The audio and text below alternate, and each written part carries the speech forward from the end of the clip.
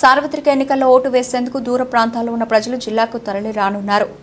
Polling తేదీ ఈ నెల 13 కావడంతో ఎలాగో 12వ తేదీ ఆదివారం సెలవు, ముందుగా 11వ తేదీ శనివారం రాత్రి వారంతా జిల్లాకు వచ్చేందుకు సిద్ధమవుతున్నారు. ఇక సాఫ్ట్వేర్ ఉద్యోగులకు శని ఆదివారాలు సెలవు కావడంతో 10వ తేదీ రాత్రి బయలుదేరేందుకు సన్నద్ధమవుతున్నారు. ఇక ఓటేశాక 13వ తేదీ రాత్రి పలువురు తిరుగు ప్రయాణం అయ్యేందుకు ఏర్పాట్లు చేసుకుంటున్నారు.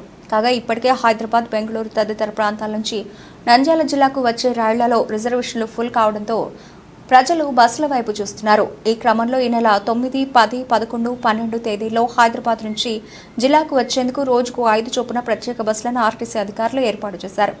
బెంగళూరు నుంచి రోజుకు 4 చొప్పున ప్రత్యేక బస్సులను నడపనున్నారు.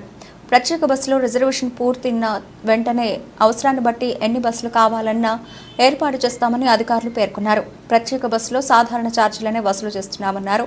ఇక ప్రైవేట్ ట్రావెల్స్ వారు ఇప్పటికే అధిక ఛార్జీలతో టికెట్ ధరలను ఆన్లైన్లో పొందుపరిచారు.